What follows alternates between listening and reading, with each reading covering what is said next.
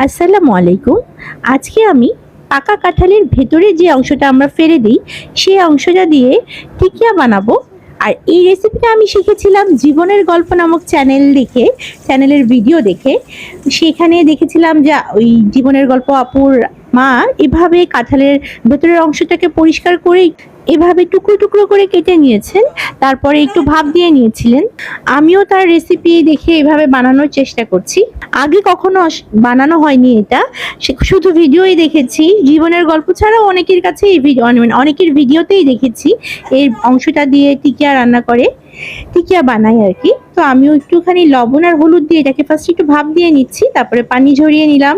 তারপর টিকিয়ার মতো করে একটু ছোলার ডাল দিয়ে দিলাম। ছোলার ডালটা আমি ভিজিয়ে রেখেছিলাম প্রায় 2 ঘন্টার মতো। তারপরে গরম মশলা দিয়ে দিলাম, দারচিনি, এলাচ, তেজপাতা, একটু আস্ত জিরে দিয়ে দিয়েছি, 1 চা চামচ পরিমাণ আস্ত ধনিয়াও দিয়ে দিলাম। চাইলে এই মশলাগুলো গুঁড়ো বা বেটেও দেওয়া যায়, আমি আস্তে আস্তে দিলাম। টিকিয়াতে আমি সাধারণত এরকম আস্ত মশলাগুলো দিই, আমার কাছে ভালো লাগে, ফ্লেভারটা খুব ভালো আসে। এই জন্য একটু আস্ত রসুন কয়েক কোয়া আর আদা দিয়ে দিলাম, শুকনো মরিচ দিয়ে দিলাম কিছু, যেরকম ঝাল খাবো সেই অনুযায়ী। তারপর এগুলোকে সেদ্ধ করে বেটে নিয়েছি। ভালো করে বেটে নেওয়ার পরে এর মধ্যে পেঁয়াজ বেরেস্তা, মরিচ কুচি, পুদিনা পাতা কুচি, কাঁচা পেঁয়াজ, সামান্য লবণ, সামান্য টেস্টিং সল্ট, এটা যার যার ইচ্ছা, একটু বারবিকিউ মশলা আর একটা ডিমের কুসুম দিয়ে এগুলোকে খুব ভালো মতো মিলিয়ে নিচ্ছি। মিলিয়ে নেওয়া হয়ে গেছে। এখন এগুলোকে আমি টিকিয়ার মতো শেপ দিয়ে নিলাম।